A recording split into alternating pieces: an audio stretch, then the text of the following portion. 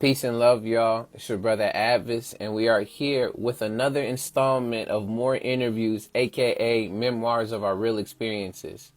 And for today's more interviews, we have the creator, educator, and just all around wise and dope individual by the name of Kundan Chhabra. So, and appreciate y'all coming through. So again, we're gonna have Kundan Chhabra for today's more interviews. So as Kundan makes their way to the live, y'all, if y'all have any questions that y'all want to share with Kundan, please put them down in the comments, as well as if there's more things that you want to know, please add them as well. Because again, this is not just only an interview of me interviewing the artist, creator, and everyone that is there. This is also your time to learn more about the creator as well. So with that, before I bring Kundan in, let me go ahead, and I got the small bio behind us. So thank you for being in here, Kundan, and thank you for your time for today. So Kundan Chhabra is the creator of the Justice Balanced Holistic Time Management Methodology, consulting and coaching journey to help inclusive creators, leaders, become more confident, clear, and secure with strong, stable boundaries without walls. Kundan is also an indigenous, Hindu, Buddhist, and Sikh, if I'm saying that right, Sheik, you could say, get me on that, non-binary, gender fluid, multi-creative storyteller, poet who weaves new story spells to flip oppressive narratives and break the curse of systematic oppression.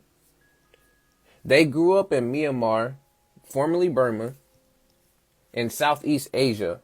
Pronouns, they/them, not he or him. Major upcoming projects include, and we're going to be talking that, the launch of Storytelling for a Cause, which is a series of online courses, the first one being for climate justice. And with that, y'all, I'm going to go ahead into, if I can right now, bring in Kundan Chhabra. Hello. What's going on? Good to see What's up? you. What's up? Let me It's put on my finally hat. here. It's finally Yeah. here. Thank you so much for joining and giving the time to be a part of a more Yeah. interviews series, because hmm it's well worth it. So again, if you all do not know who this is Kundan Chhabra, and you've probably seen their face multiple times on any of the content if you've seen my content, and you just know how informative they are when it comes to the information that they share, the books, the wisdom, the knowledge, all that's said here. So now we're here Yeah. interviewing them so we can get further in depth a little bit more on hmm who they are and all of the great content work that they do. So with that, is there anything, Kunin, that you would like to share with folks before we start, as well as if there are any questions or concerns? Yeah. The major thing, the main thing is that the one in the first paragraph, right? Justice-based holistic time management. And it took me a long time to come up with that framework and that model and methodology, right? Mm, And it's interesting because part of it was me trying to find my, so-called niche or niche in marketing terms. Um, but also it was also about, clarity for my clients, to see, like, to help them see clearly what they're dealing with, mm-hmm. and also help myself see what I'm dealing with as well, because we have similar issues, right, facing us, especially as racialized people and colonized people, which we can get more into. But yeah, like when Yes. I finally explained the diagram yesterday Mm-hmm. and see how they're all interconnected, and because they're all interconnected, you can actually start anywhere from the 3 points and get to the other two, and so it's like really, really cool. Well, thank you for sharing that. Yeah, Thank you. And yes, there's gonna be more, y'all. So again, yeah. if y'all have any questions as well, please throw them down in the comments. Because throughout the Hmm. interview, I will have my own questions. But if y'all are curious to also know some more from Kundan, please throw them down in the comments. As well as, don't you, or you also have your website, or are you still working on that as of right now?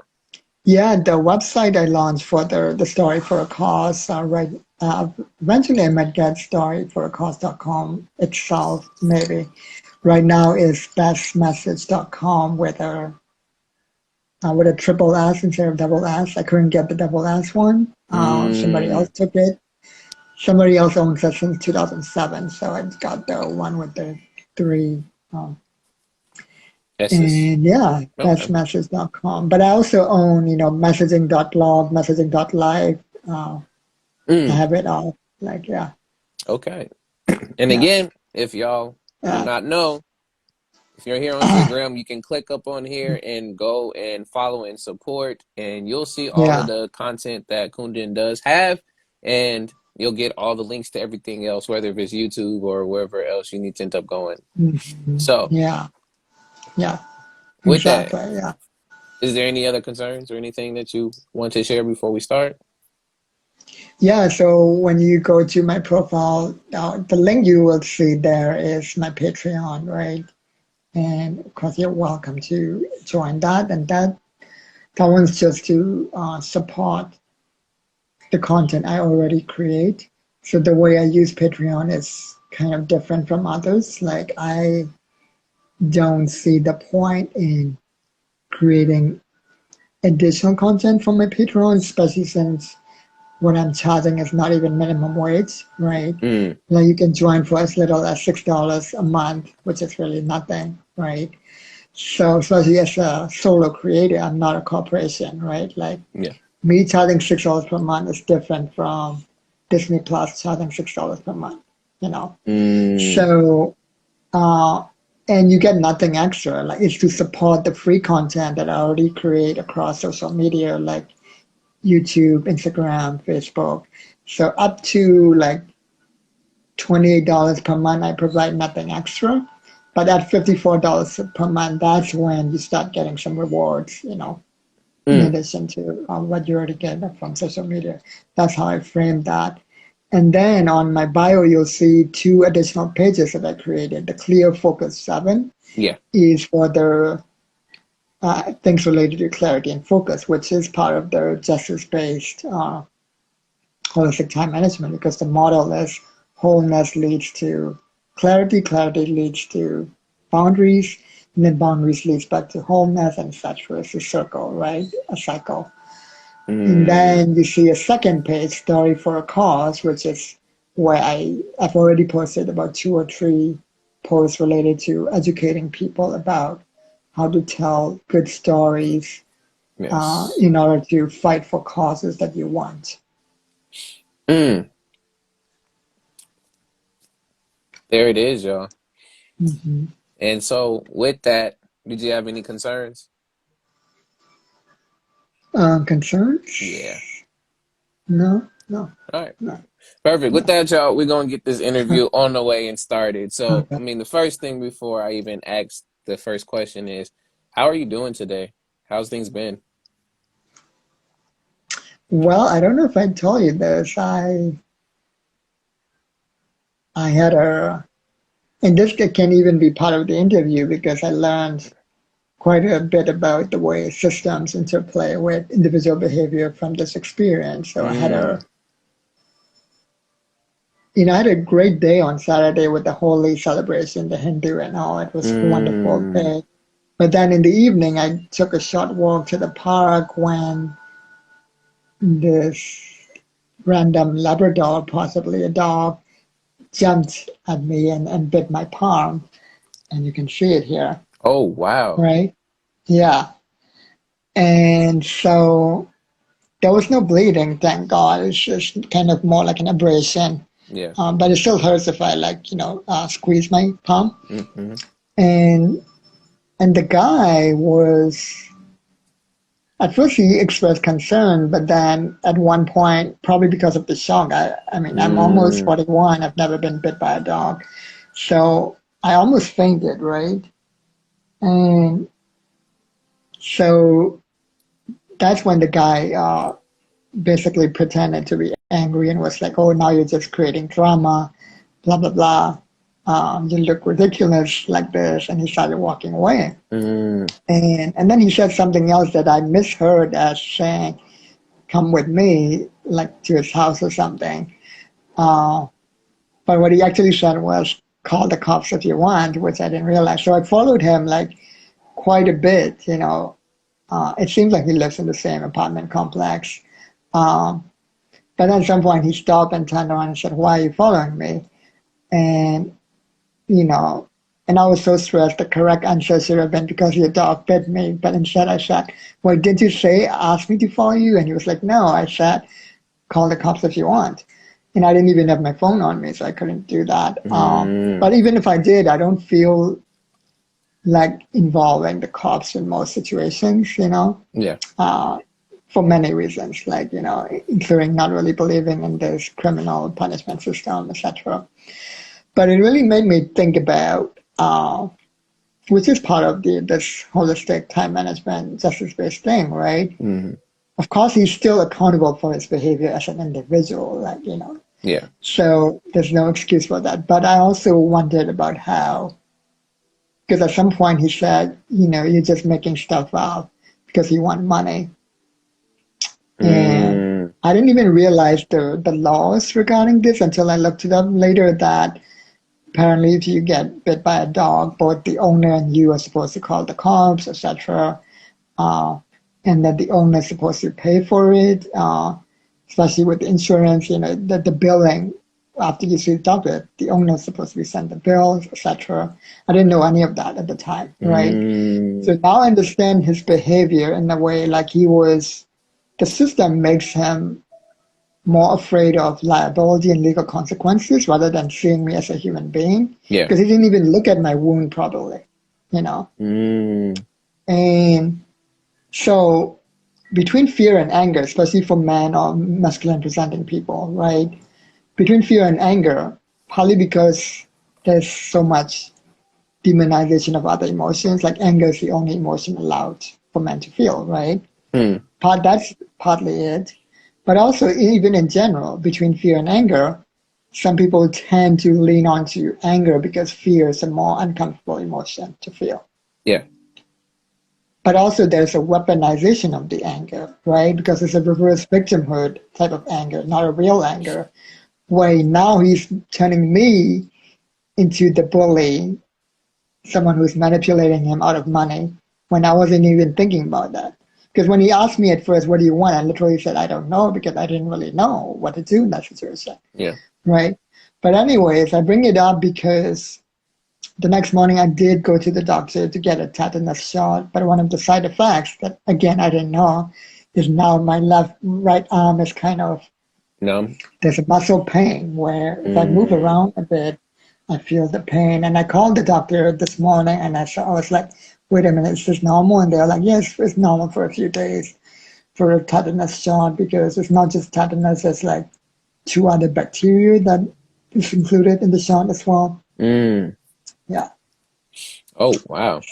yeah, What weekend, or I like to call it a yeah. strengthening. My goodness. Mm-hmm. But I'm glad that you are at least have gotten that tended to, and that Mm-hmm. you are here and are still present. So, and Yeah, you learned from the situation as well too. So there was also lessons to be learned from it. right. Yeah. Yeah, y'all never know. See, life is just chock full of experiences and situations you never know could happen. You can be on your up, and then out of nowhere, Mm-hmm.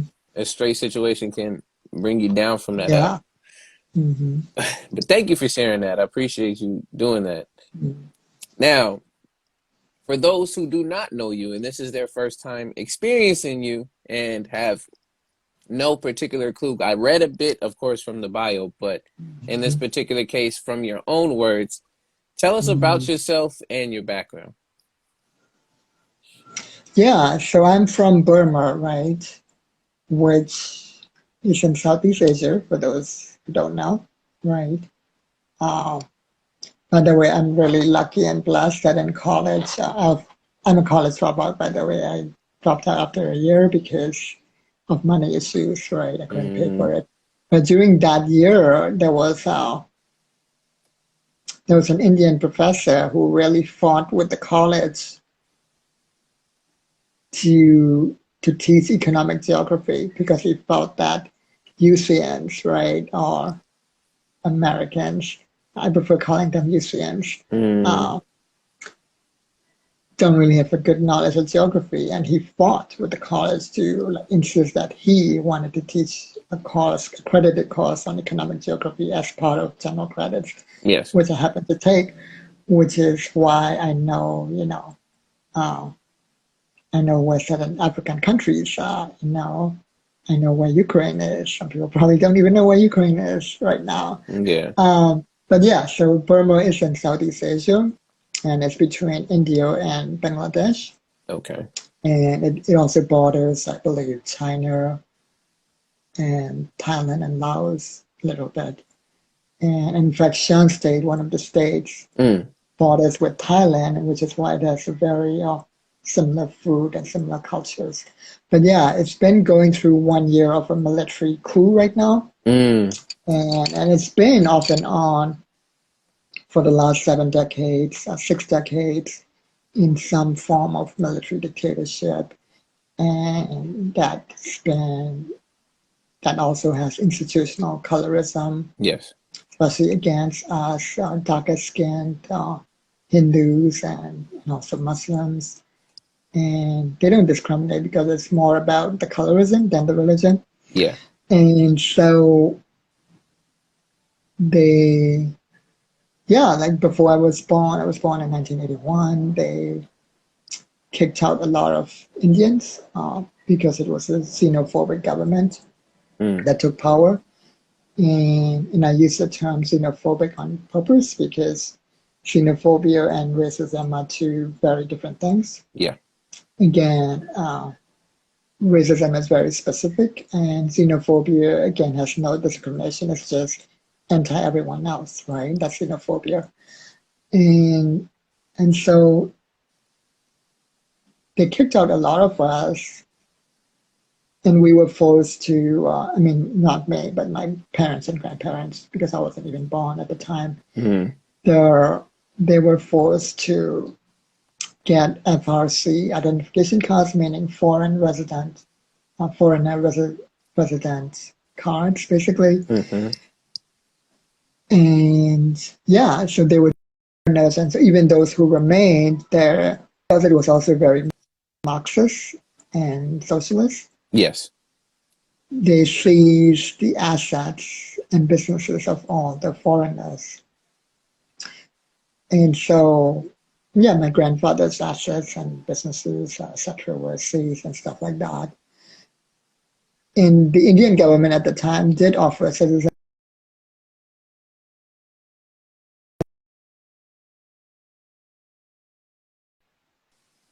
My nana from my mom's side wanted to leave, and my nanny, my grandmother from my mother's side, Mm, wanted to stay. And she was like, "Yeah, you can take your sons, just leave me with my daughters." And my grandpa was like, "No, like I'm not splitting my family.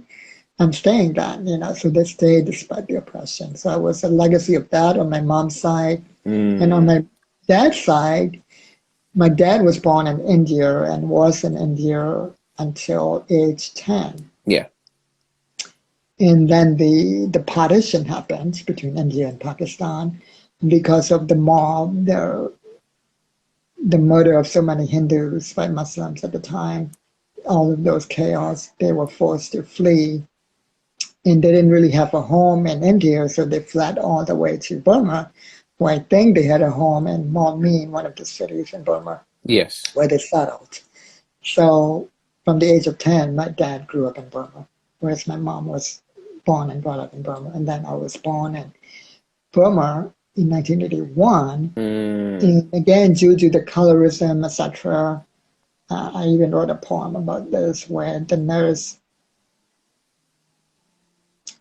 Now I feel like that it was like a criminal negligence rather than just a regular accident because Hmm. the nurse I was born feet first, and the nurse just wasn't careful and twisted my feet, was twisted my feet as well as I believe my spine. Mm. So I had to have two operations to fix it, but that stunted my growth because even though I have three older brothers, two of whom are like 6 feet tall, and my dad's kind of tall too.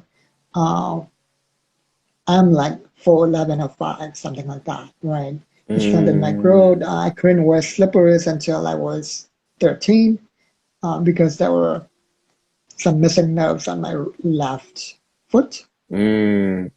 And so my even my left foot and my right foot is not the same size. And the whole time in Burma, my parents would make sure all of my shoes were tailor made, Mm. as well as my pants actually, but especially my shoes.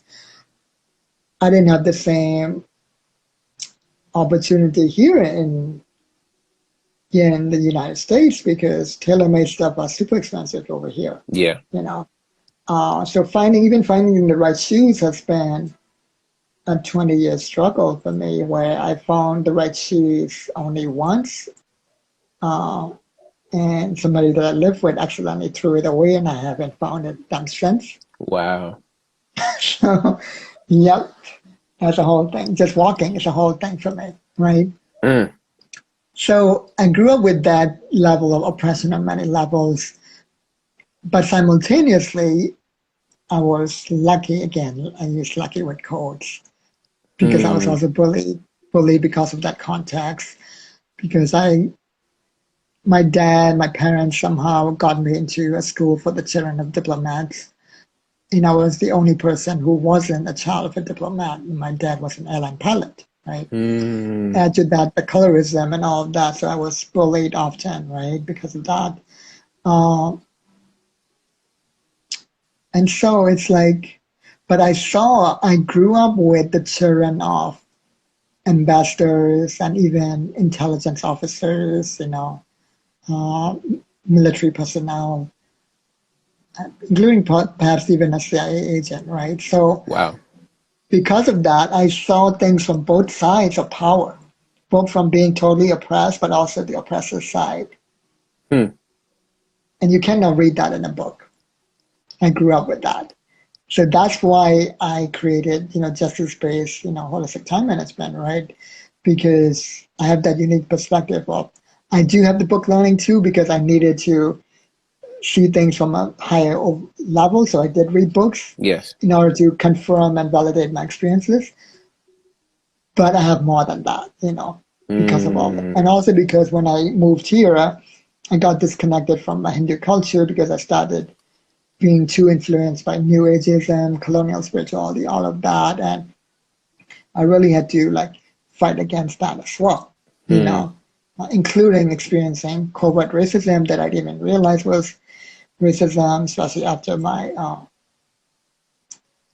Hmm. now I see it as sexual assault. At the time, I didn't even know that was what had happened. Yeah. So again, the things that happen to you because you don't know and because you've been gaslit into not knowing even when you do know, when you start to know. Yes. There's so many levels to this. That's why also I created, justice-based holistic time management, because the gaslighting is so intense that even when we're being constantly boundary violated, we don't realize it, and that's constantly disconnecting us from the wholeness and the clarity that comes from wholeness. Mm. Yeah, Which we gonna touch on later, y'all. So there's yeah, there's a lot to be said about that, but hmm, I appreciate that sharing and giving the more background. I'm glad hmm, I got to do this so I could get to know a little bit more. hmm, Uh, with that, to follow it up, I know with all the hardships and the struggles in the hmm, beginning of your life and just figuring a way through all of that. I want to know when did you begin creating content and poetry from all of that going on? Yeah, so it started with the New Ageism thing, right? I at first I started reading books like Conversations with God, The Future of Love, and eventually that led me to A Course in Miracles, and then I didn't want to read these books on my own, so I started looking up, at first, like book clubs, basically, right? Book study groups Yeah. that might exist. And I found the Church of Religious Science, and now they've changed their name to Centers for Spirituality because they didn't want to be confused with Scientology, uh, which is a whole other thing. Uh, Mm, but at first, I went to that church all the way in Huntington Beach, even though it took me like a 2 hour bus ride. I would like at least 90-minute bus ride, I think. And back and forth, it would be like 3 hours. I would go there. And then eventually found a more local church here at the Unity Church, which is New Thought Church. hmm. They're both New Thought churches, actually, you know, going all the way back to uh,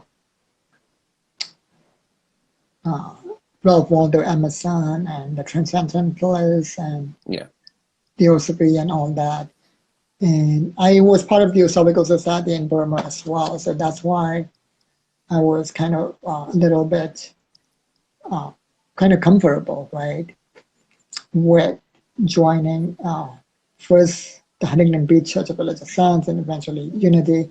I never really officially joined them, like never became like a card-carrying member, but Yeah. but I went to their Sunday services so often uh, and went to so many of their classes. But it started with, joining their book clubs, like the Conversations with God and A Course in Miracles and things like that. Hmm. But I started noticing how much they demonize anger and emotions in general, but especially anger. And it was only more recently that I saw the connection with racism. But at the time, just that alone, just the fact that they were demonizing anger was so off that I created at first my model of the 3 types of anger, which eventually became 4 types of anger and now 5 types of anger. But Yes. I wrote an article in 2015 called Why Anger is Good for You, 3 Types of Anger, that was published in Elephant Journal. And I think Mm. at this point, probably 6,000 people have read it, I think. Uh, but it's gone like semi-viral, that article. But that was what started on my journey. And then a Mm. few years after that, I woke up to the 4th type of anger when I realized that the way I was treated after my assault was racist, you know. Uh, Hmm. so, yeah, I think it's a good segue to talk about that. So, when I was part of A Course in Miracles, which at the time I didn't realize, by the way, they're one of the co-writers or co-authors of A Course in Miracles was also one of this was before he wrote A Course in Miracles, but still, Okay. it matters, right? It matters that before all that, he was the co-director of the CIA's Yeah. MK Ultra mind control program. Mm. So some people argue and said, oh, it was before that, but it still matters. That context matters that he was part of this, right? And I bring all this up because in context of what happened to me, now I get it, right? Yeah. Uh, so in one of these book study groups, when I was in the bathroom, this white guy um, started basically like masturbating in front of me, Mm. took his penis off and started jacking off, and then even turned around and did it in front of me. And then I was kind of uncomfortable, but I was so shocked I didn't know what to say. Similar to the dog incident, right? There's parallels. Yeah. Um, and then he asked me, like, do you like it? I was like, I don't know. Like, and then he was like, do you want me to leave? I was like, yeah, yes, I want you to leave. So he left, but then he came back and did it again. And then he left finally. So I didn't go for like a week or two, right? And then Yeah. I called the facilitator, who was a white woman, and she expressed empathy and said she would uh, talk about it with this person, give him a good talk. Uh, which, by the way, itself is a huge red flag that I didn't even realize until I talked to two women friends of mine. Yeah. They were like, wait a minute, she should have called the cops and made a police report and not talk to the guy, Yeah. which itself was red flag number one, right? Red flag number two. So she asked me to come back. So I came back, right? And in the middle of some sort of break, she suddenly, and I think, oh, the guy went out of the room, right? She said, oh, actually, it wasn't even a break. It was like in the middle of the discussion. She suddenly, like, I'll come back. And she, like, got up and walked out and followed him and then came back. So I talked to her and I said, so, like, what happened? She said, yeah, I told him that's, completely unacceptable. Yes. And so I was like, what did he say? He said he just laughed it off and said it was just a joke. So I was like, I didn't say anything, but the way my face was, Yeah. she knew I didn't like this response. And that's when she said the thing that at the time I didn't even realize was, at the very least, very weird and off statement, but it's actually when you understand the power dynamics of what has happened, it was a racist thing for her to say. Mm. She said, these types of people need this more than you do. Mm-mm. And I'm like, if I was a white woman or even a white man, she would not have said it. Or if the guy was a black man, she would not have said that. Yeah. There's clear racism, racist bias involved in that statement. And then there's also the spiritual influence of a book like Course in Miracles, where I get it on that level where she's like, oh, these people are hurt or whatever, or need healing or whatever. That's why they're hurting others. Which is why, by the way, I question statements like hurt people hurt others. Mm. It can be true in some contexts, but it can also be weaponized the way she weaponized it Yeah. to coddle and enable abusers like that. Yes. Meaning, oh, I'm the perfect victim, right? I'm already a good person because I don't do these things, whereas he needs it more because he does it, which is fucking ridiculous. Yeah. But waking up to that after I came up with the three types of anger, the fourth type, by the way, is when you wake up to the connection, the interplay between the way you repress yourself and systemic oppression, the way you allow yourself to be gaslit, or you don't question the gaslighting because it's so intense that you literally almost act like spokespeople for Mm. that level. But similar to respectability politics, right? Yes. How people do that, or saying we should all be civil when we talk about racism, right? Or peaceful. Yes. When you wake up to how oppressive that is and the anger that happens, like one day I woke up to that after reading an article about the connection between the far right and how the far right actually influences New Ageism, even though it's mostly practiced by people who leftists or practice being liberal. When I saw the connection Mm. between the two, I remembered what had happened, right? In the anger that was, uh, and then I remembered what had happened, and that's when I woke up to the anger, right? That level of anger. Yes.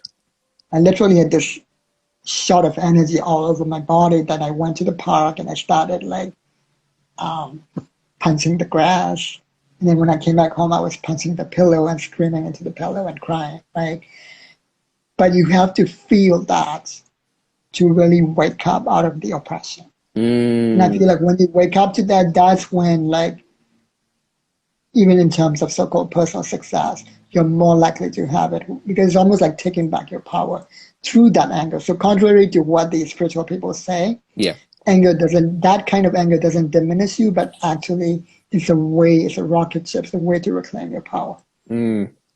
Because it's passion on the other side of it.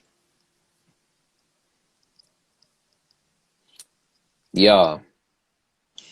And this is all stemming from why now Kundan Mm-hmm. creates what Kundan creates. Um, Yeah.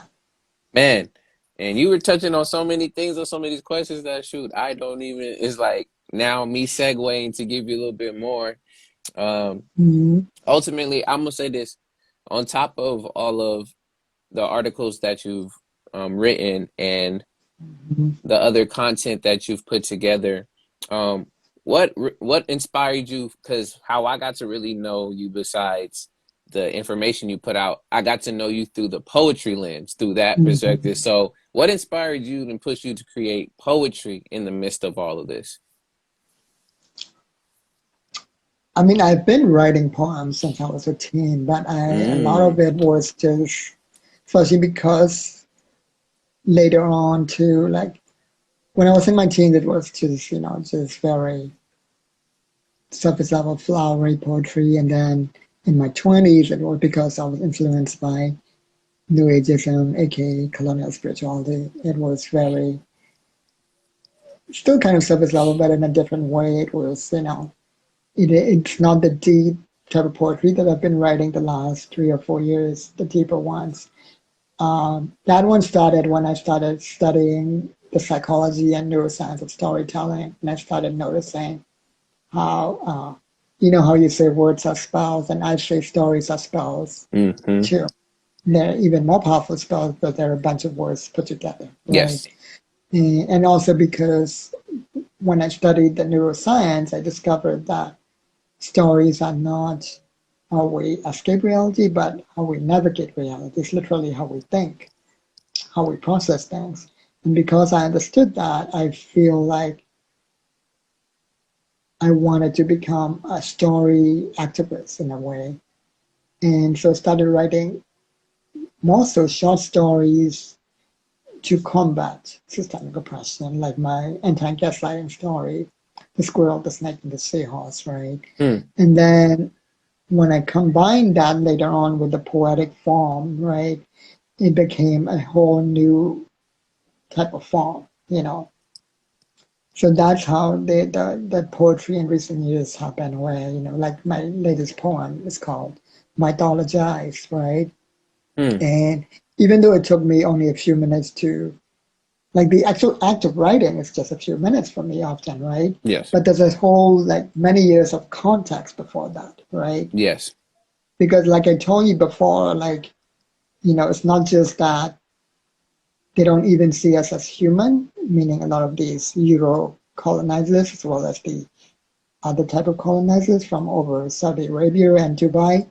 Uh, they're also colonizers of in a different way in a different region, right? It's and they all think the same way, do the same way of operating. Yeah. This idea of reverse victimhood, but also like it's not just that they don't see us as human, they don't even see us as alive, right? Mm, They see us as already dead. like a virus. Yeah, I use a different metaphor in my poem, but yeah. And so reclaiming my aliveness, right? Not just my pleasure, but my aliveness. And I woke up to that when I read The Freedom Artist 2 years ago, right? When by Ben Hogan. That's why I even started a book journey, a paid book journey, where I brought on 5 racialized people over a 3 or 4 month period, like a slow reading journey. So I read it twice. I ended up reading it twice.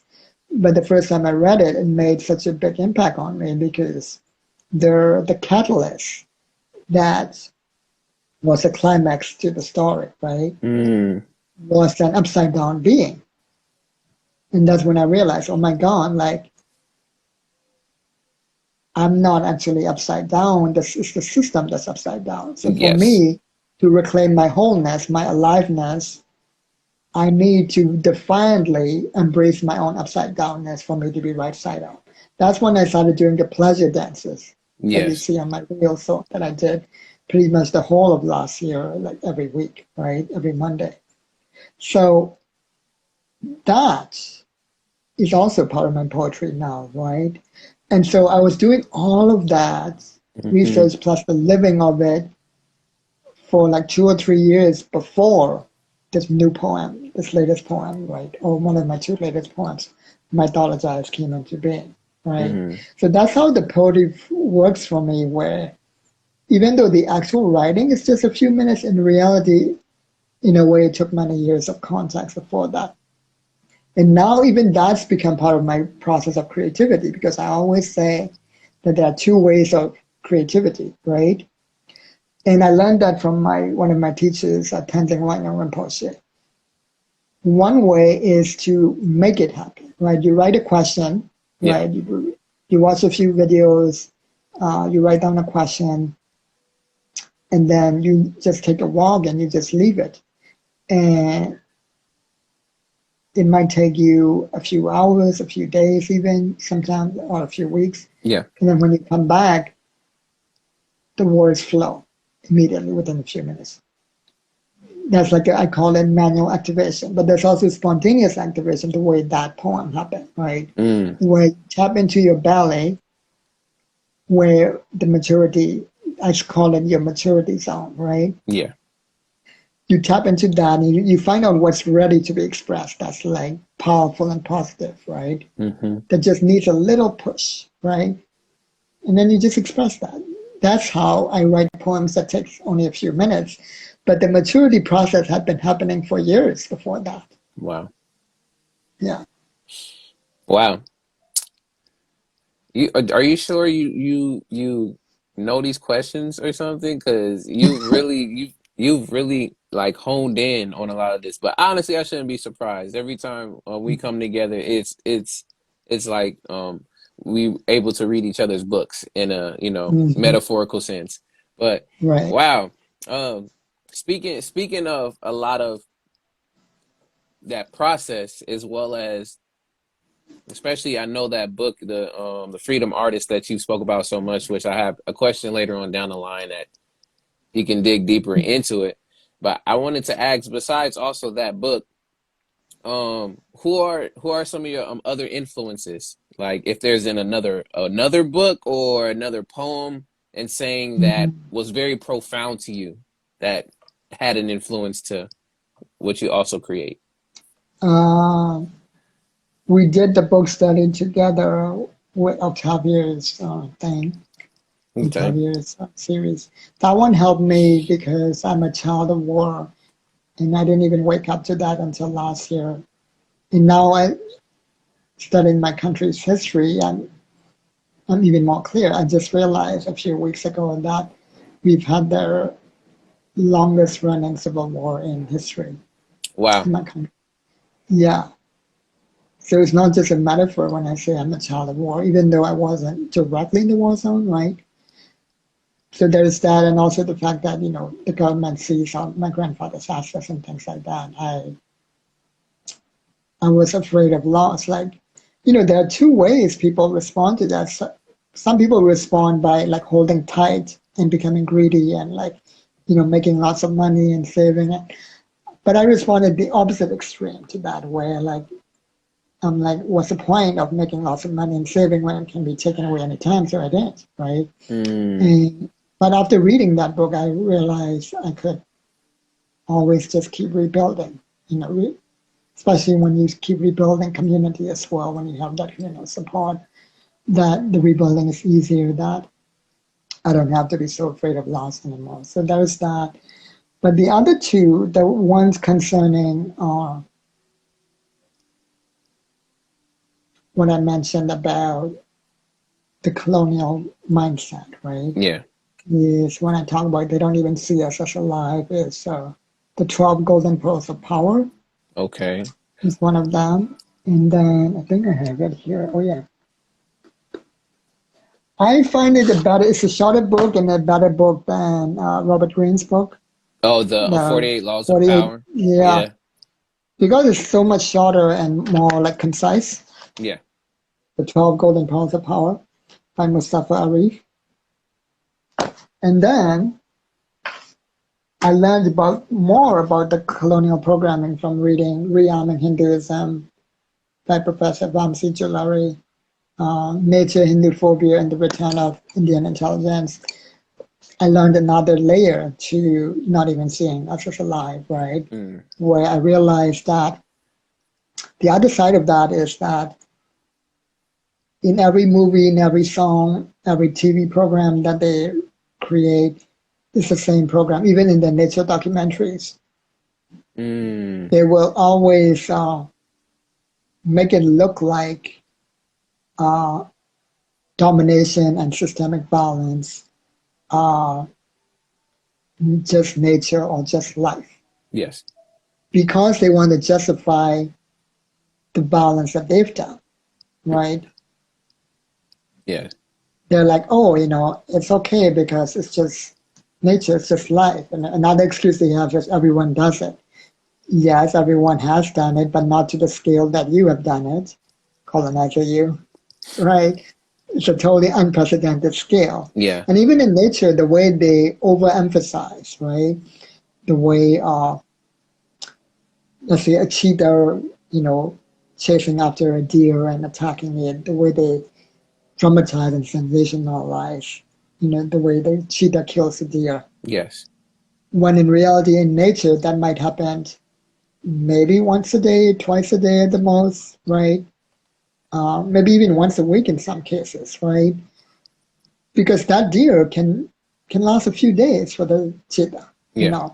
It can last quite some time. Uh, by the way, when I learned about the Samai indigenous people, they too have their, because they don't have refrigerators, right? Yeah. They tend to share a kill after they hunt, right? So they have a gift economy. And so what I learned from that is that because they want to justify that, they create this whole colonial program,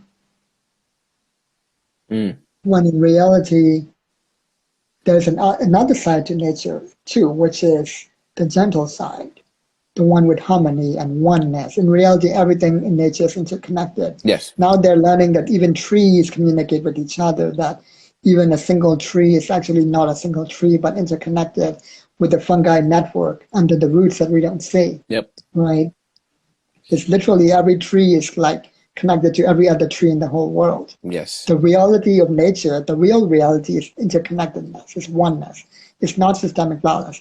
Yes, there can be a brutal side, Yes. but the way they overemphasize it is the problem, right? And by overemphasizing it, they also justify, for example, factory farming, right?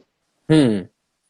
The same way they justify slavery by saying, all Africans also own slaves, even though chattel slavery is different from forced labor. Yep. They justify factory farming, right? And again, I'm not saying everyone should become vegan, even though I'm vegan too. What I'm saying is, it's fine if you want to eat meat, but do it the way our ancestors did. Just hunt animals and only take what you need. Yeah.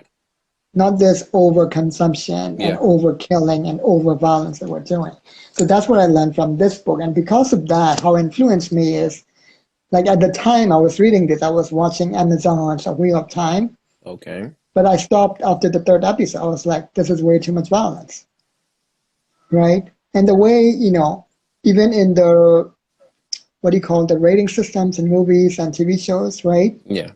PG-13 and X-rated and R-rated, you would notice that sex is more strictly monitored over violence. So we're exposed to Oh violence yeah. at a younger age than we're exposed to sexual intimacy, Yeah. right?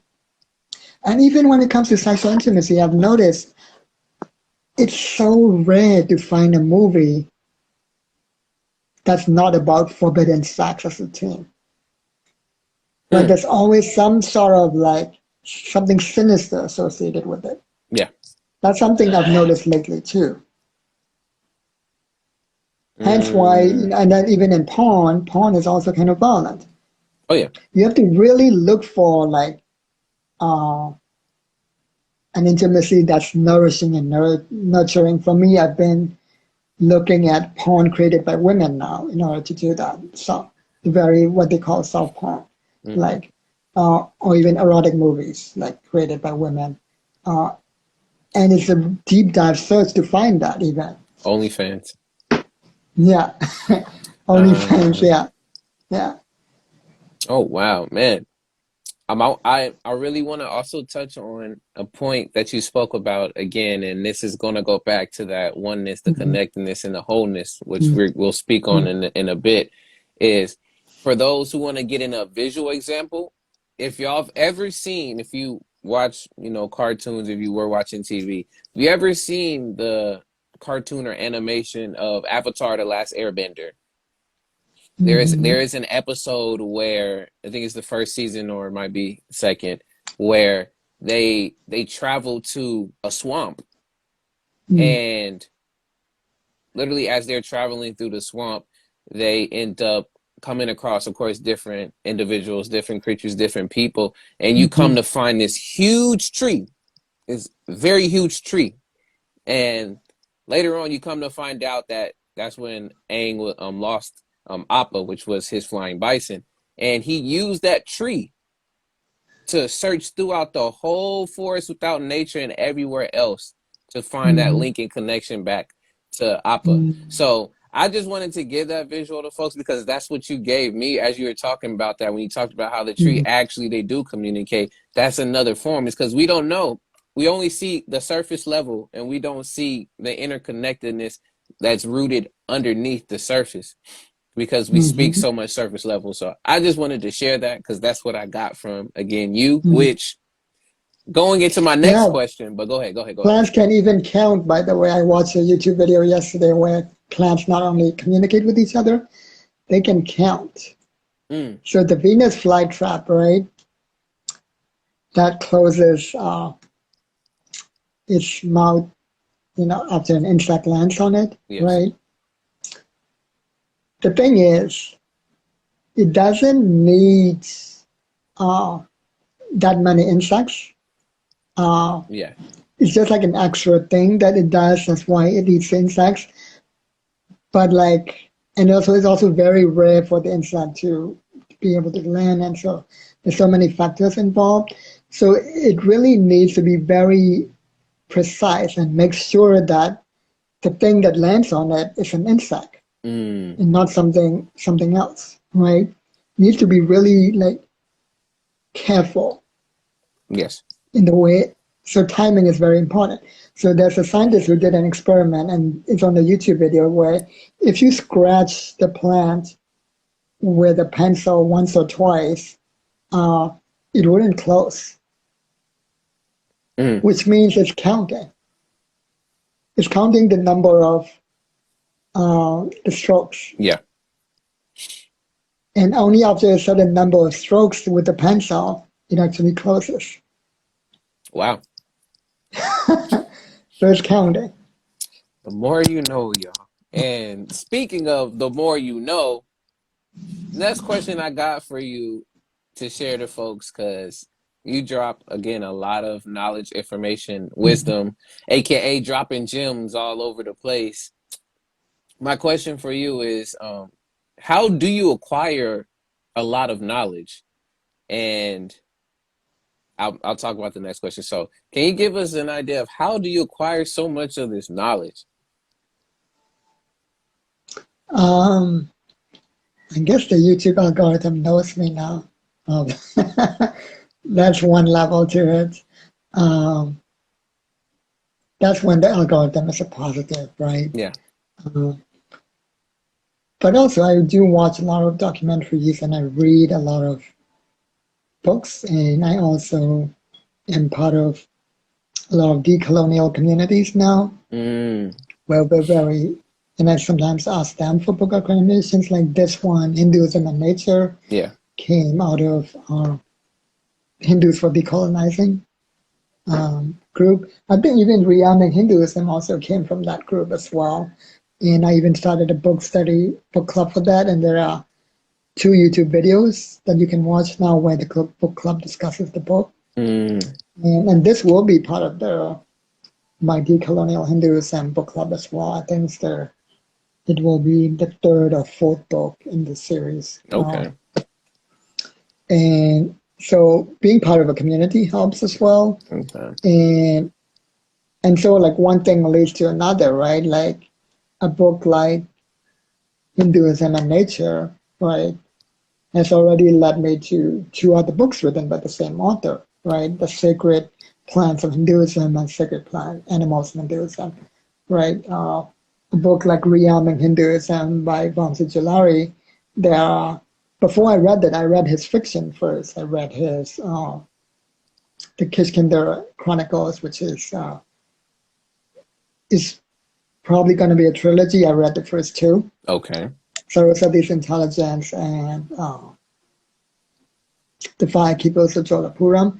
And because I read the fiction, interestingly enough, when I read Rearming Hinduism, it helped me understand his nonfiction better and vice versa. And I Mm. was able to go back to his fiction. And I'm like, oh, I understand now why he wrote that plot, why he did it the way he did it. I get it now. He's trying to, like me, he's using storytelling to reprogram our minds from colonialism and Yes. see how destructive it is, and to see that indigenous cultures such as Hinduism, we're actually at the forefront of climate justice. Yeah.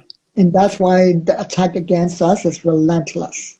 That's why Hindu phobia is relentless, but not just Hindu phobia, but also Dharma phobia and also anti-indigenousness in general, Mm. right? When I say Dharma phobia, I include anti-Buddhism, anti-Jainism, anti-Sikhism, because they're all part of the Dharma traditions of India.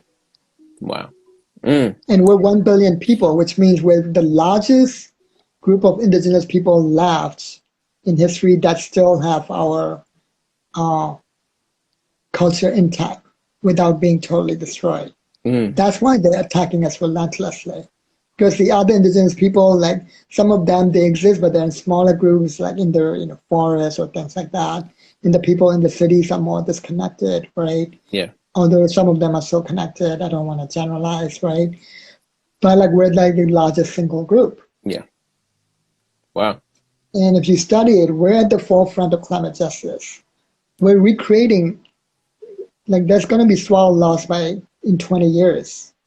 And we're fighting against that. Swallow loss is going to be the number one issue. Mm. Like the whole world could turn into desert by 2040, you know? And Hindus are actually literally regenerating forests and jungles the way they used to be, especially the indigenous women in India, the indigenous Hindus over there. And of course, Bill Gates is there. He's the one fighting against that and working in cahoots with Monsanto, which is now Bayer, of course, since Bayer bought Monsanto. But I mean, they're trying to patent seeds and create artificial seeds and wreak havoc. And so there's all of that agenda, right? Yeah. Connected to all of this. We could have 10 cities, 10 major cities, including New Orleans, underwater by 2030. Things are Mm. very serious right now. Yeah. So that's part of why, as far as Story for a Cause, that other project, climate justice is my number one issue now as a Hindu. Mm. Eh. Again, y'all. Now at least y'all have a method, or at least know how Kundan grabs and finds a lot of these resources, and again does in depth. This is, you need to go deeper into subjects, especially when you want to learn more about things. And on top of all of that, I Yeah, want to it's not know. just about what I find. Hmm. That's another important thing to add. It's also about what I refuse to find or what I refuse to accept, right? Mm. Where, and that's also how I teach the algorithm, right? Speaking of the algorithm, yes, the algorithm is trying to program your behavior, but you can also program the algorithm Yeah. back, not just by what you find, but also what you refuse to find. Hmm.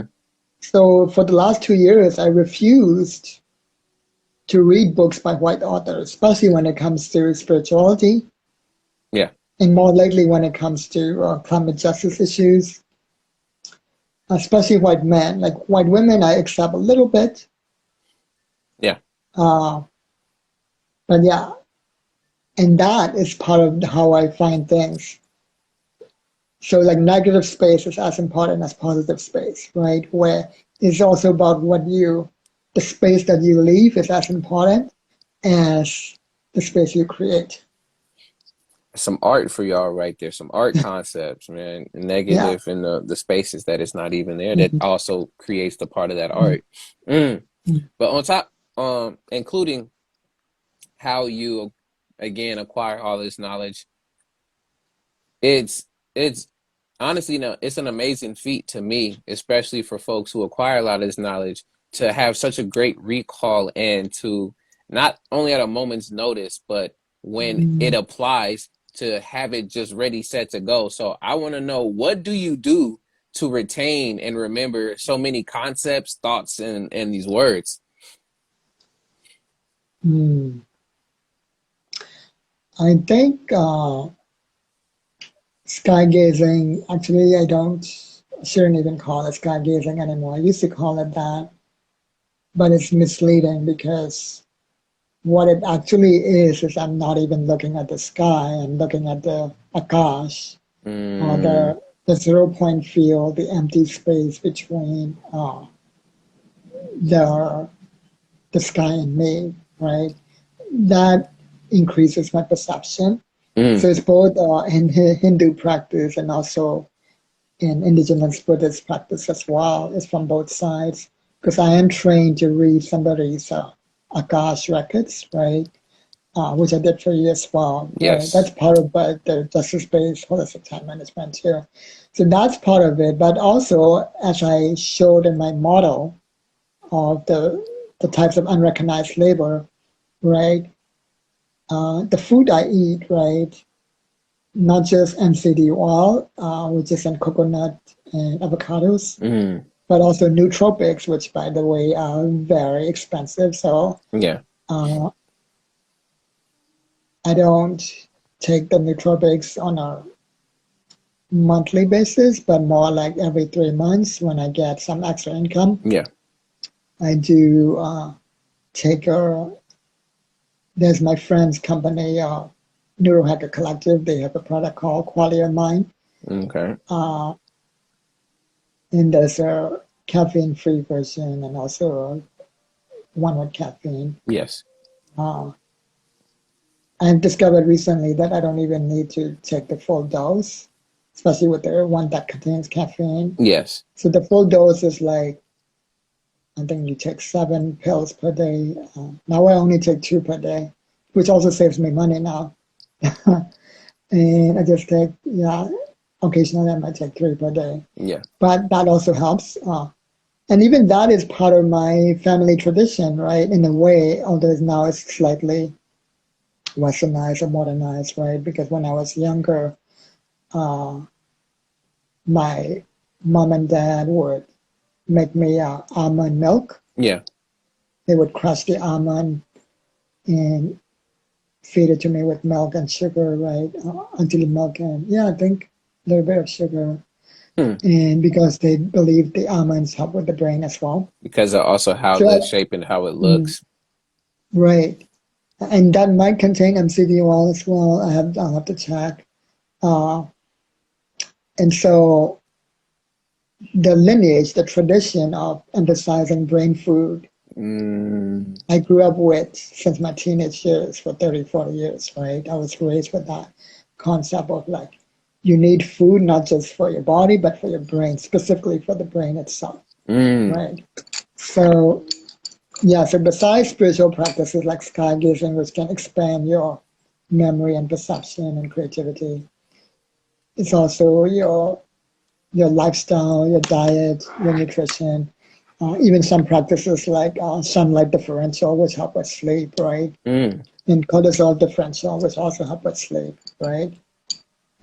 So sunlight differential is giving yourself 30 minutes of outdoor sunlight in the morning, and conversely, turning off blue light at night Yeah. and turning off the blinds.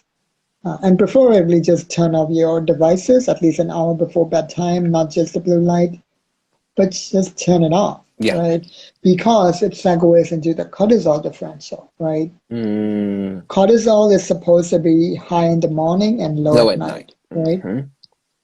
But for some people, it's reverse. It's low in the morning and high at night. And for us racialized people, because we get stopped by cops and things like that, uh, also a dog suddenly attacking you, um, our cortisols are like high all the time. So we need to reverse that process as well. Yes. And part of that is to, in the morning, do some light exercise, maybe some dance, and then at night, turning off devices and doing something relaxing, like uh, looking at a candle flame, listening to my Hindu mantra, my Buddhist mantra, uh, reading a book, uh, reading a physical book, Yeah. actual physical book, Yeah. right? Uh, but preferably maybe reading nonfiction because sometimes fiction can also raise the cortisol, especially with the cliffhangers, right? Uh, yeah, so, yeah, doing something really relaxing at night, maybe even like, massaging yourself, things like that can, because good sleep, restorative sleep can also help with your brain function, your memory function, Yes. things like that. Yeah. Wow, that was definitely a lot of great Hmm. information. Some of it, it just goes to show y'all how important, again, not only Again, the quality of holistic, foods, right? Yeah. yes, not only Yeah. the quality of foods that you eat for your body, but also for your brain, those brain foods, as well as your rituals, your routines, and your practices that help to improve upon all of that to create that quote unquote wholeness. Hmm. Oh man, I love it. Before we get into talking about the diagram and getting more into Hmm. the consulting and all the other, business aspects that you do have, Hmm. I'm gonna switch over to what I like to call my segment of fun questions. So Hmm. we're gonna do a few of those and then we'll make our way back and we are getting close to the ends of this interview. But again, for any of y'all that are still in here, please, if y'all have any questions that you would like to share and ask Kundan, please throw them down in the comments. I am here. Kundan is here. And if you have any things that you want to know, because again, it's a wealth of knowledge here, take a stab at it. Go ahead. I should say take a stab at it, but please, please add those comments there and those questions. So with that, with these fun questions as well, all of y'all can answer these too in here in the comments. Even after, if you're watching this on Instagram or YouTube, all those people back over there, y'all can put down your answers in the comments and join along. But here we go. Hmm. So the first one I always like to do is a would you rather. This one was kind of funny for me to put together, but it's cool. So, would you rather enter places, enter places saying your name aloud every time and have to explain why you say it, or enter places doing cartwheels and laugh about it? Well, on a practical level, because of the birth trauma and the way my body is and things like that, I don't think I could do cartwheels even if I wanted to. So it would probably be the first, just because on a practical level. Mm. If say in this particular case that wasn't even again Mm, a hurdle for that to be there, um, would that change or influence mm. your thought on it?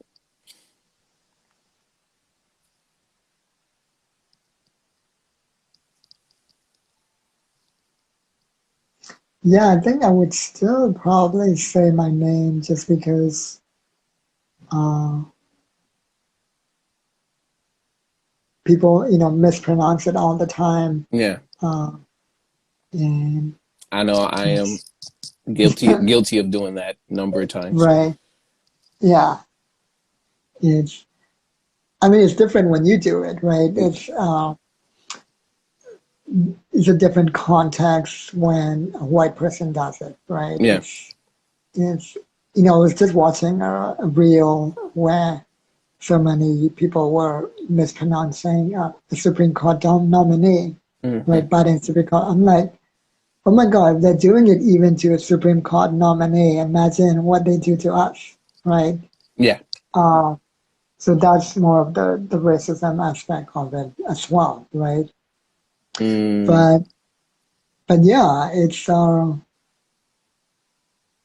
in order to like reassert my aliveness, like I said earlier, right? I would probably do more of like just although the cartwheel can also help me reassert my aliveness as well, but more on a identity basis, Yeah. just saying my name and like insisting people pronounce it right would be like I think the option.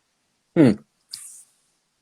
Okay. So every Mhm. door that you go through, whether if it's you going to the restroom, you going into the next classroom, or you just walking through into the airport, wherever you're going, say your name aloud and you're going to explain it. I'm with it. Mhm. All right. Next one I got for you. This one is finish this line. So you create whatever you want from it. It's so much easier to.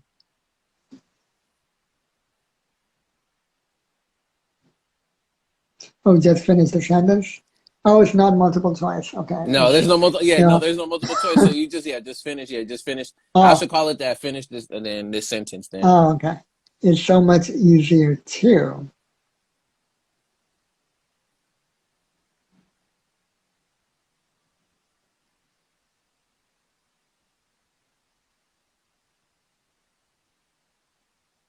It's so much easier to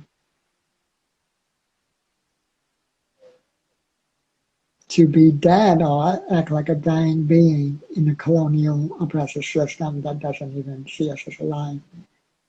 Unless we flip that and reassert and reclaim our aliveness, then it's actually so much easier to be alive. mm, mm. See, I saw the eyes and everything working, y'all, as they was going. I knew it was gonna be something just is deep on y'all right there. That was great. That was great. Um, next thing I I got. mean, Next thing I got for you. And shouts out to one of my coworkers. Shouts out to you, Alex, for this. Is a question, which is, what is there more of in the world? Doors or wheels? oh yeah, I saw that in the Facebook group, in the Encanto ship posting group or Yeah, Casita posting group. Doors or wheels, yeah. That's it's interesting. that's that's interesting. That's debatable. But some people say there's more. I think some people say there's still more doors because even cars have doors, even though they have wheels. So Yeah, even things with wheels have doors. exactly. Uh, but on the other hand, if you count the doorknob as a wheel, uh, then there are more wheels than doors. Yeah. I'm actually the contrary. My thought was behind that folks would think that there's more wheels than doors. So I, of course, in my own, I said it is my own biased way was like I chose the doors because we can talk about what different doors, spiritual doors, metaphysical. Like I was going Mm. way beyond again, because again, if we're talking about my coworker also said that even car wheels count as wheels. So you got like all of the different Hot Wheels and all of those different sorts of model cars, and they have wheels. So All the those little wheels, gears inside the cars, right? Yeah, all of those different yeah. anything that you would Mm. characterize or define as a wheel would end up counting. So for me, it was like, yeah, I mean, you even think of tire factories, you think of going to the mechanic and they have all those extra tires and stuff that's just piled up over in their complexes. Like those wheels also count too. So for me, it was like people would say wheels for sure, but I would biasly end up still saying doors because I like to add the spiritual aspect to it. But Mm. Yeah. I'm glad to hear it. Hey, again, like you said, it's debatable. But even Whatever. spiritually, right? If you see our Hindu and Buddhist chakras, right? Yeah, people say there are seven, but it depends on what system you use, right? In our indigenous Buddhist system, there's actually five, right? Yeah. Five, and but those are the major ones. There are also these like tiny little chakras all over the body. There's probably millions Mm. of them. These little nodes that are turning.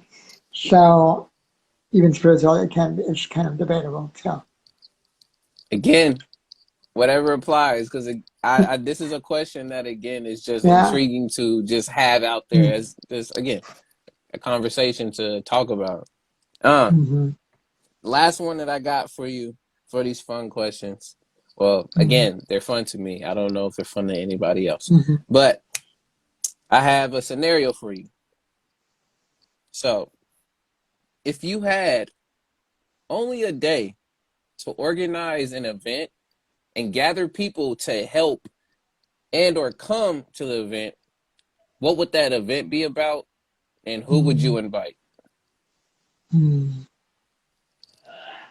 Because if y'all don't know, Kundan has Mm-hmm. done a lot of workshops, done a lot of events that were self-produced and just getting the word out, creating flyers, number of different things. So, Yeah, I've done a lot of workshops and recently the poetry book clubs, but like if money was no object, right, I feel like I mm-hmm. would do more of the multimedia storytelling concerts because I don't Mm, know, some people might not know this. I think you know this. I also, because I'm multi-creative, some people, a lot of people only know of my, my dancing and my stories and my poem, yeah. but I also do what I call light art or art with light, where I make light move in very interesting ways using this type of cloth Mm, with LED lights, and I put the LED lights in a cup.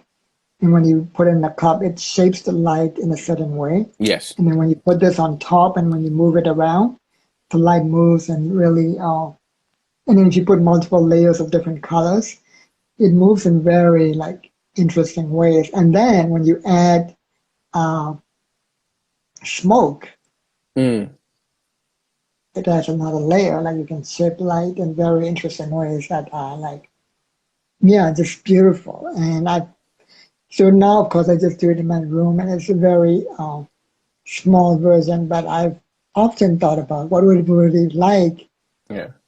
to do something like that on a big scale, like a concert stage, right? Or a stadium, like a Super Yes. Bowl stadium, Mm, and tell a story that is like anti-colonial or anti-gaslighting, and make like an entire light show and then add some of my animations into it. It would be like pretty crazy amazing. So I would probably do wow. that and maybe even have like a workshop be part of it somehow. Wow. Y'all, it's confirmed. Gundin is a light bender. It's confirmed. Yeah. Oh, wow.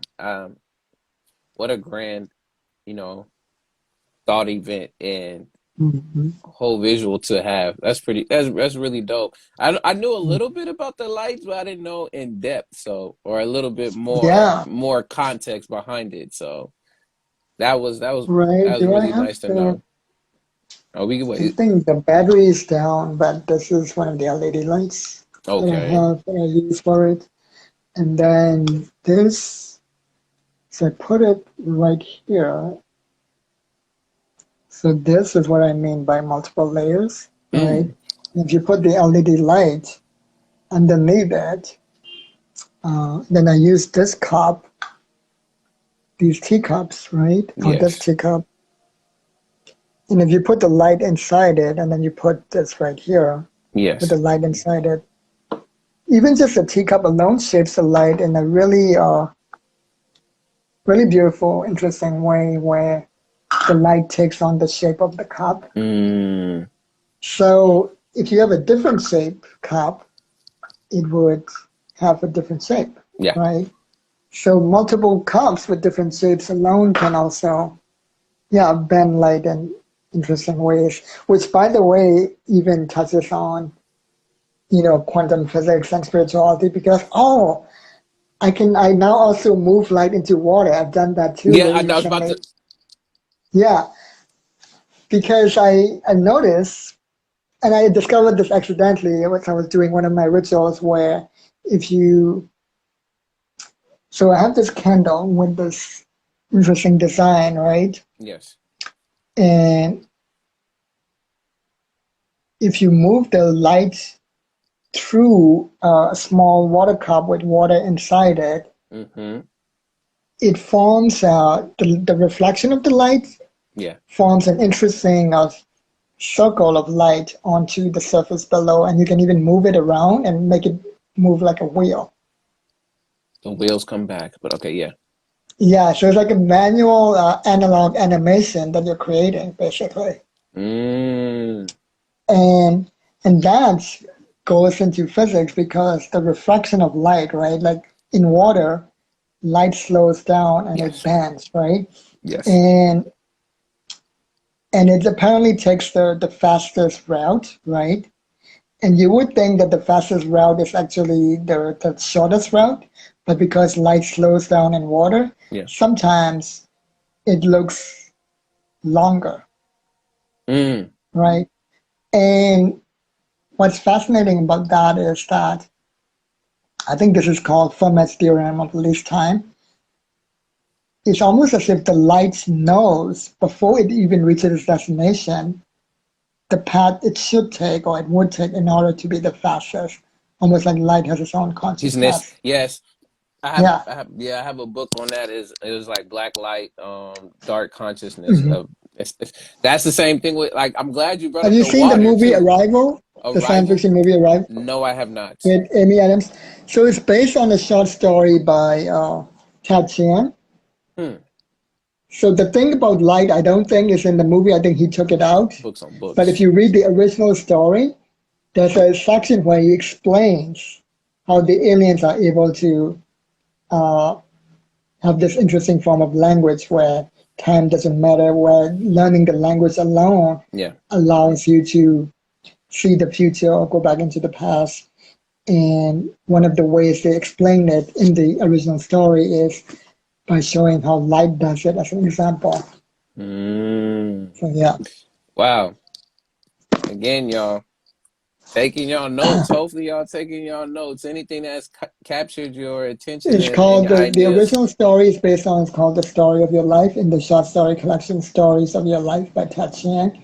Okay. And all the other stories in the book are amazing. I highly recommend every story in here because it is also the book where I learned about lookism, which is one of the biases that not often talked about, where Yeah. even if a person is taller, people Mm. automatically assume that taller people are smarter or even kinder.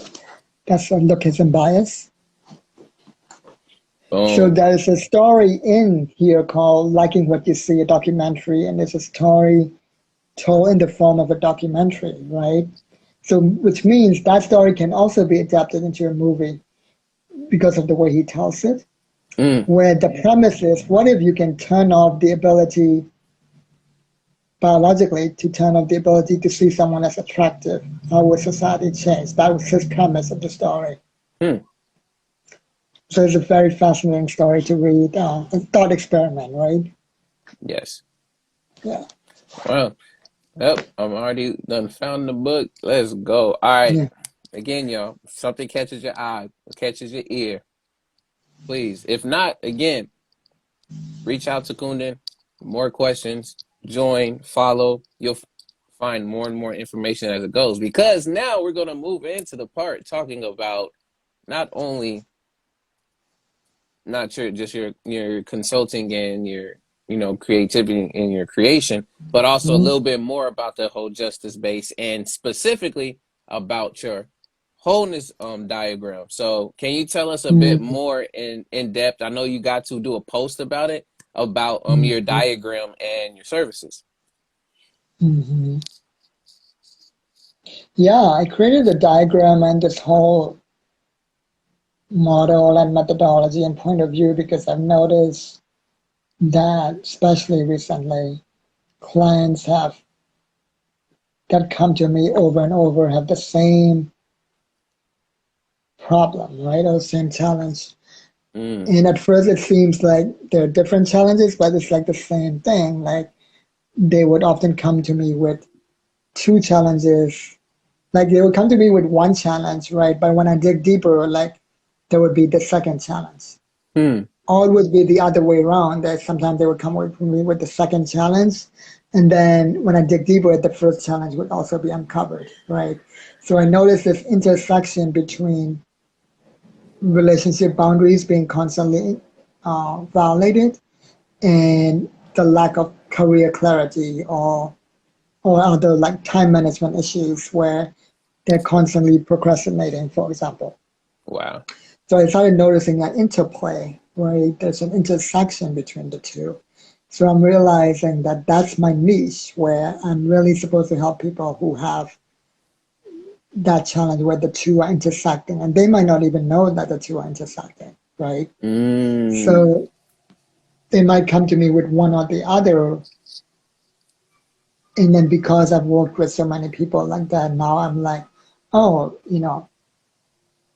the other side needs to be uncovered too. Like I kind of, already, uh, like the right diagnosis Yes. is half the solution in a way, like seeing the problem for what it is clearly is as Mm. important as showing the solution.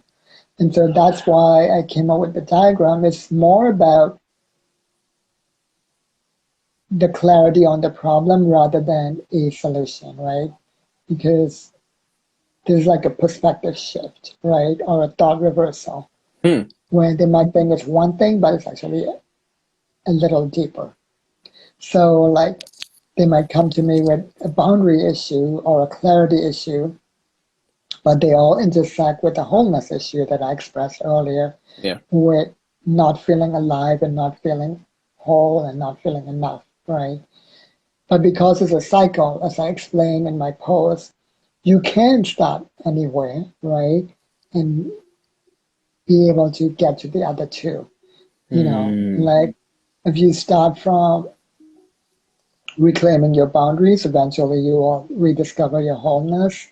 And the more you get in touch with your wholeness, the more clear you get because here's the thing, the opposite of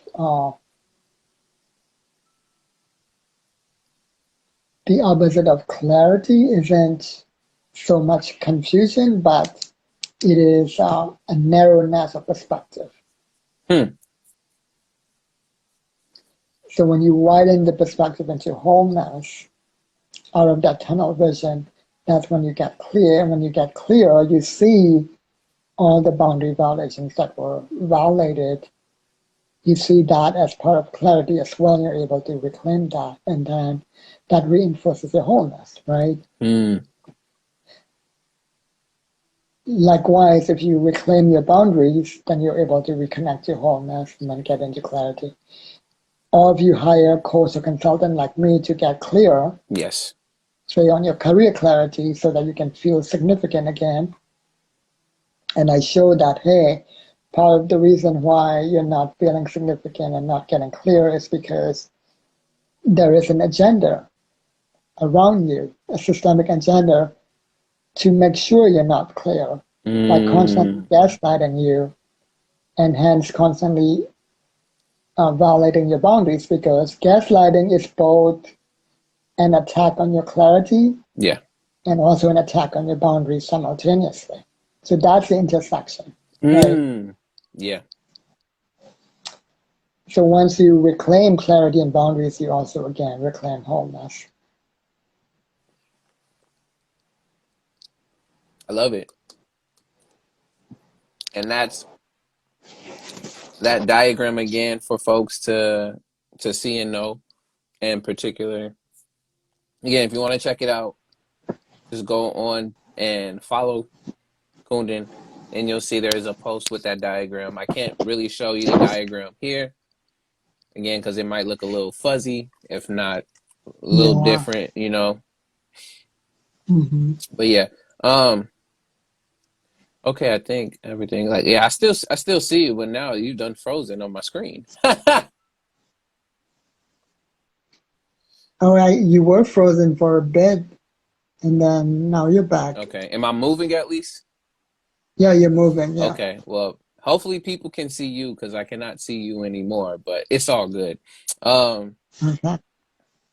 from putting that all together, I wanted to also add and ask a question from that diagram, and you may have said it and spoken on it, but just so it's straightforward to the people listening, is what is the main message you want to give to your listeners to get to know about this particular diagram? What's the main message? It's that if you wanna,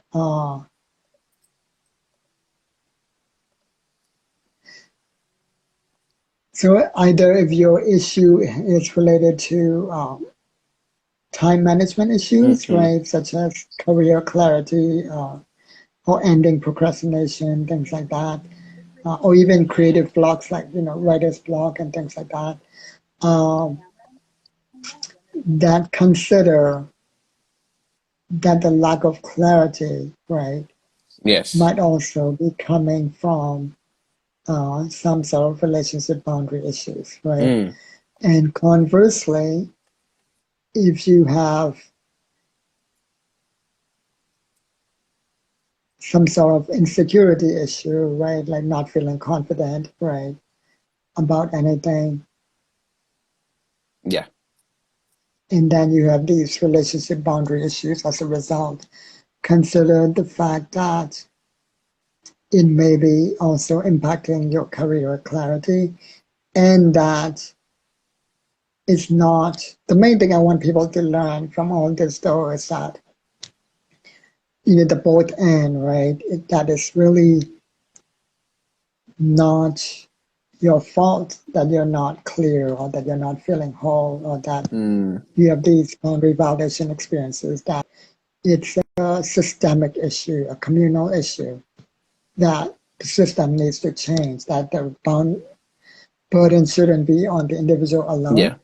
And at the same time, individuals who cause harm and who perpetuate the system, right, by causing harm, they're still held accountable, right? Mm.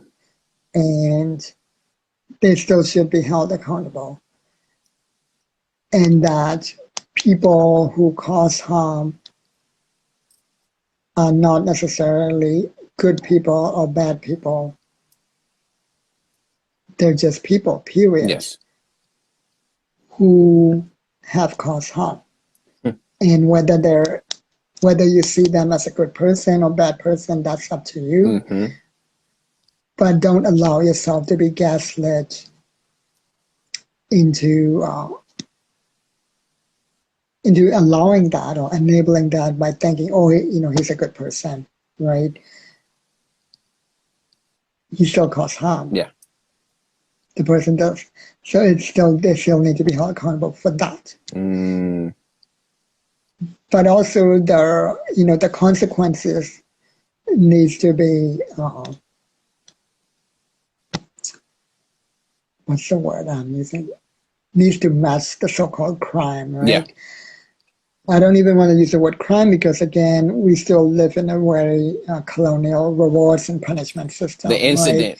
Where it's not right, the incident, yeah. It's not a true justice system that we have, right? Where we overly punish the wrong people and then we overly reward people just because they have systemic power, like with the, Brock Turner incident, right, where he got only 3 months for the sexual assault. Conversely, like the four black boys who didn't even commit the crime, Mm-hmm. the Central Park Four, Yep. right, Yep. Exactly. got like 20, 30 years. And that's what happens when in a system that's disconnected from wholeness deliberately, right? Yeah. So the reason why I bring it all up is because, there are people in the world who, for many reasons, don't want to, report what happened to them, including me. I didn't report, Yeah. right, to the cops. It didn't even occur to me to do so, right? Mm-hmm. 1 year after Me Too, there was a hashtag called Why I Didn't Report It, right? Mm. And I read, Chanel Miller's book, Know My Name, about the Brock Turner Yeah. thing, right? And how horrendous this legal process is, right? That's one of the reasons why people don't report it, how it's almost like the victim is the one on trial rather than the perpetrator. And also the embarrassment that they have to go through, right? Where, you know, part of the trial is they take really intimate pictures of you after you get raped or assaulted, uh, really close up, and the trial, the pictures are just blown up on the big screen, Yeah. and people are shown, the person's labia and their asshole and all of these things, really intimate. It's Yeah. embarrassing. That alone, right? That part alone. So there's that aspect, but the other aspect is I feel like people don't report it because they don't want to see somebody as a bad person. They're like, oh, he's a good person, even though he did this to me.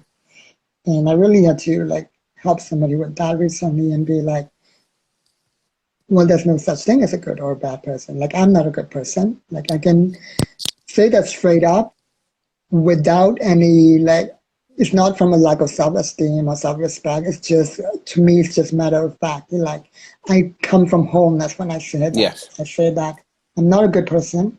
I'm a mixture of good and bad. Mm-hmm. A mixture of harmful programming that I probably don't even recognize, that I have to deprogram more and more every Yeah. day. And I'm also a mixture of all of this wisdom that you've heard, Yes. right? I also have my kind side. I have all of this. That makes me human. Mm. We have to me, reclaiming of wholeness is just a reclaiming of our humanity. That's all it is. And like, Mm. that's the number one thing that I want people to hear. Like, reclaim your aliveness, reclaim your humanity. That's what wholeness actually is about. Let's stop being in this constant pendulum between the demon and the angel, or the not enough and too much, or the perfect victim and the irredeemable uh, perpetrator. I have a diagram on that as Oh well that yeah. you can look All up of yep. on my profile. Yeah. So yeah, reclaim your humanity, reclaim your wholeness. Hmm. Beautiful. And again, you must know these questions because you already done hit like two of them already on top of already doing that. So I got two more Mm-hmm. questions left for you, Kundan, and we're going to Mm-hmm. end this interview. But before I do that, I want to take this time again, like I always do, because I have to appreciate you so much for your time and for you being Mm-hmm. present and always sharing your perspective and, like I said, the knowledge and wisdom that you Mm-hmm. passed down. So I'm grateful for your time and thank you again for reaching out so that we can do this interview at the same time. Mm-hmm. So You're thank you and your welcome. flowers to you. Um, and thank you to everybody who's Can I been here. share the poem I was talking about before you do the last two Oh yeah, of questions? course. Yes, you can. Yeah. So there's the one where I talk about the denying of our aliveness, right? Mm-hmm. And the hypocrisy that results from that. So it's called mythologize. This is a made-up word that I made up from the noun mythology, Yep. right? So I turned it into a verb. It's called mythologized. Mythologized by Kundan Chhabra. Mythologized, surrounded by cruel stones from ancient petrified minds, only able to see themselves as saviors while they see the village people as villains and demon-possessed, not human. Hmm. Thou shalt not kill is their own law, but hey, zombies are already dead, right? So it's okay to destroy them if they're already dead, right? So it's not actually killing, right? Hmm. In their mental gym, their ferocious, agile, vicious acrobats have already pinned me in their cage of fiction, already molded, tied up. The only thing that scares them is the mirror of truth, Hmm. from which shoots out arrows of clarity. That's why. That's why they wear white hoods or navy blue suits or other disguises to cover themselves, as they can't stand nudity in any form. Hmm. But by doing all this, they too, they too have caged themselves, stripped of all color and spices, becoming more bland every day, a shrivel of who they once were. Hmm. That's why, that's why colorful, spicy truth, wholeness, and clarity triumphs in the end.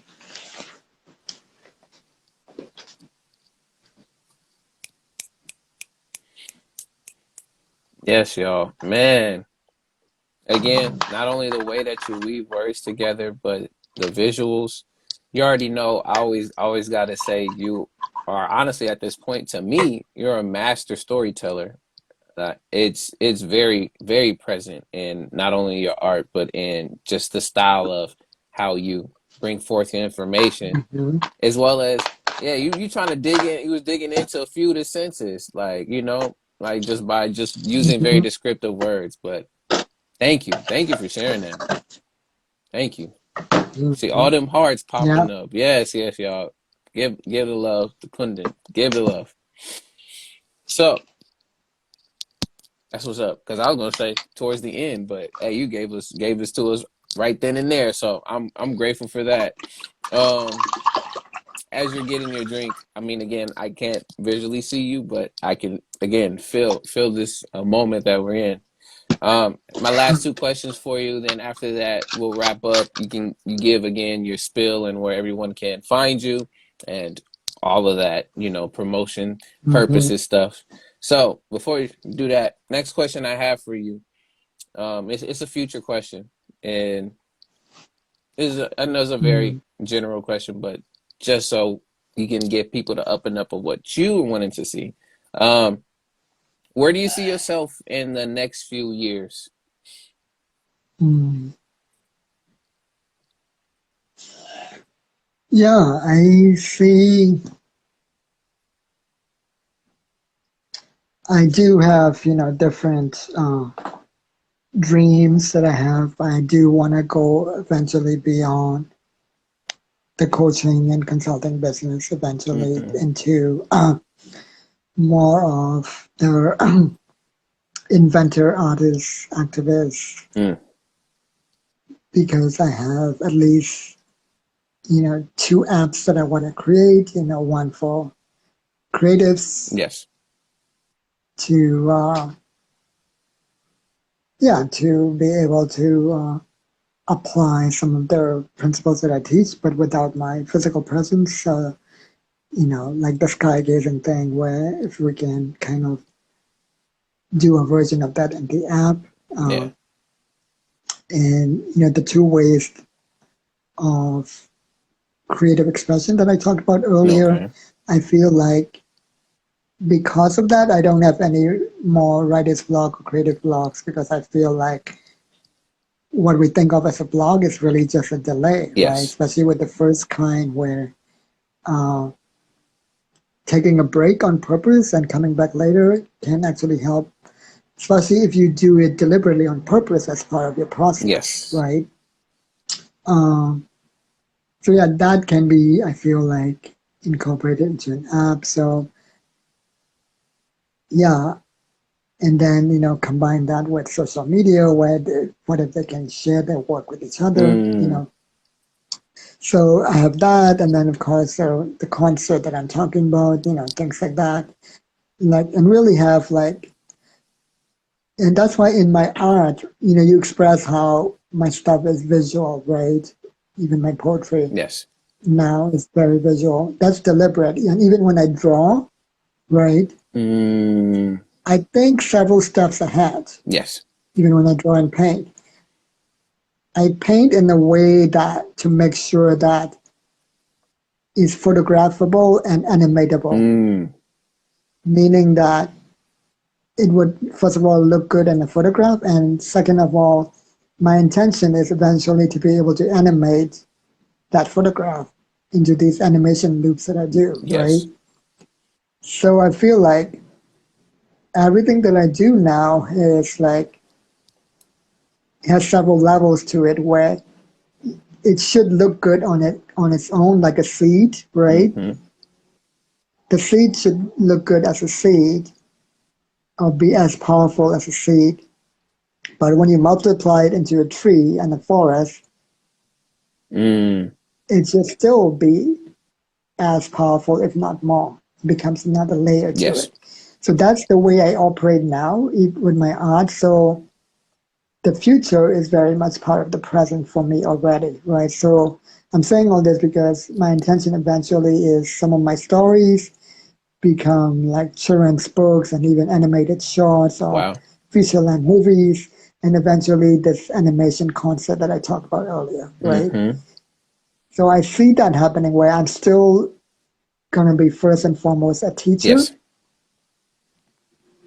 but I'm gonna teach in more and more like uh, grand ways. Mm. That's how I see it. Like, Beautiful. Beautiful. mhm. And with that, the last question I got for you is always the ending question.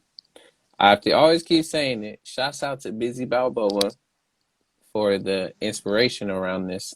The last question I have for Mm, you is when it comes to your life, challenges, stories, mm, just in general, your world and experiences, environment around you, is it the quality or the quantity?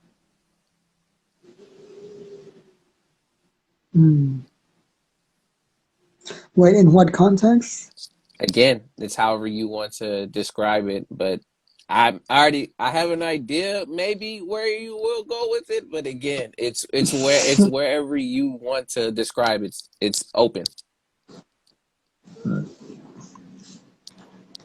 I think there's a both and aspect to even that, right? I know because it's debatable. I know people like Gary Vee would say, uh, or even George Cow, whom I interviewed recently, they would say like they say document, don't create, right? Meaning Mm, you, if you carefully document everything you yeah. create, you can repurpose them, or like me, you can add layers to it, like photography, animated, right? Yes.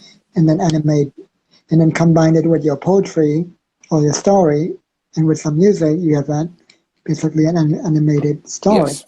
which I already have a 2 minute animated story, by the way, where every single aspect of that video Mm-hmm. is my own original piece, like Mm, the animation, the music, the story, all of it is me, right? And it's 2 minutes, right? yes. So in that sense, it is quantity, right? Mm-hmm. But I differ from people like George Carroll and Gary Vee in the sense that you have to be strategic about it if you go that route where Hmm. I feel like you do have to care about quality to a certain extent, Yes. but not be perfectionist, Agreed. where you, as long as you're creating quantity with the idea that in the future you're able to combine them in different ways, you do the quantity in a way that you can either repurpose it or you can combine them in more creative ways or more interesting ways. If you do it that Yeah. way, then it's quantity over quality. Mm, Yeah. there it is, y'all. But with that, again, thank you so much, Kundan, for coming through and being a part of more interviews series. I'm so Mhm. grateful and so glad that I got to do so. There's so much more I did get to learn, and if not, I can always go back and still reference this as well as appreciate your Hmm. time, because again, that's always something that's very valuable to me, that when people give up their time, that shows a lot about them as the person, as well as, the respect and, support. Hmm. So always thank you so much for your time and your presence. And Yeah. with that, y'all, before we do leave too, um Kundan, please again plug all of your ads and where people can find you and courses, etc. Yeah. So I have a Patreon that you can find the link in my bio. And you can start for as little as $6 a month, right? All the way to like 555 a month. And the reward levels start at 28.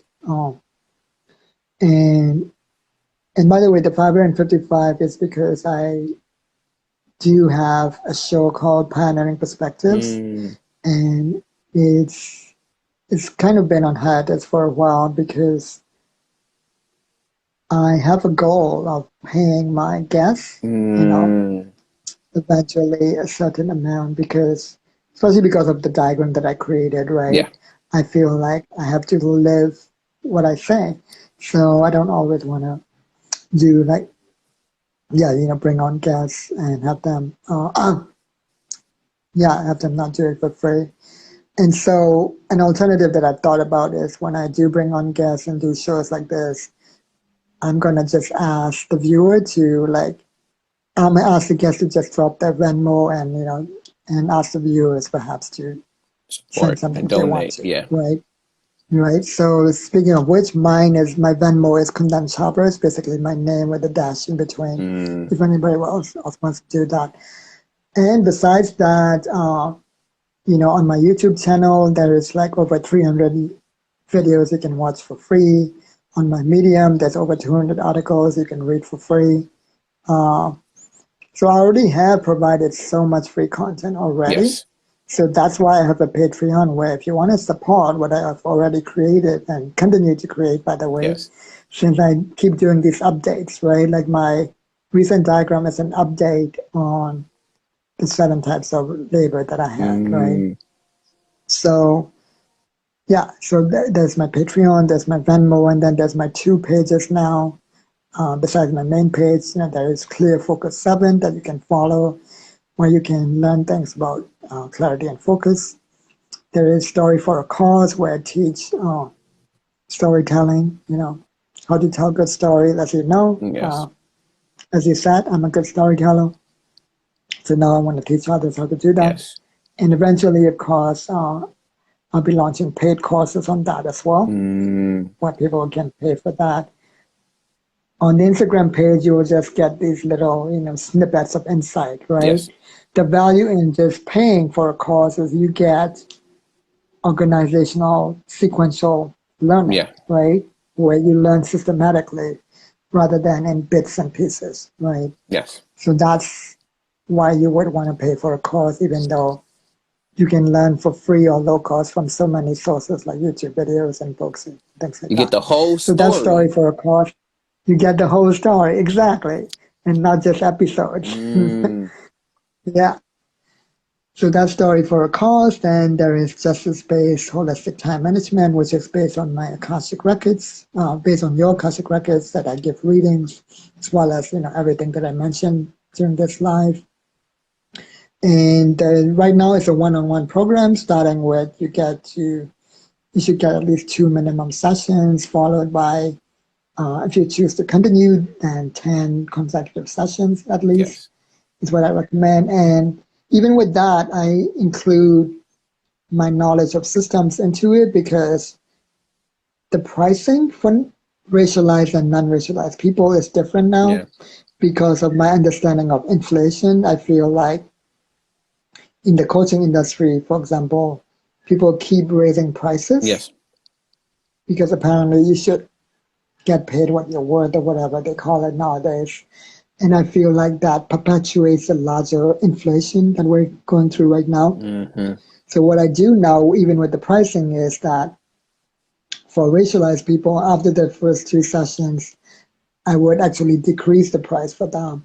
And for non-racialized people, meaning white people, the price would increase after the first two sessions and it would just jump, you Mm. know, jump really high.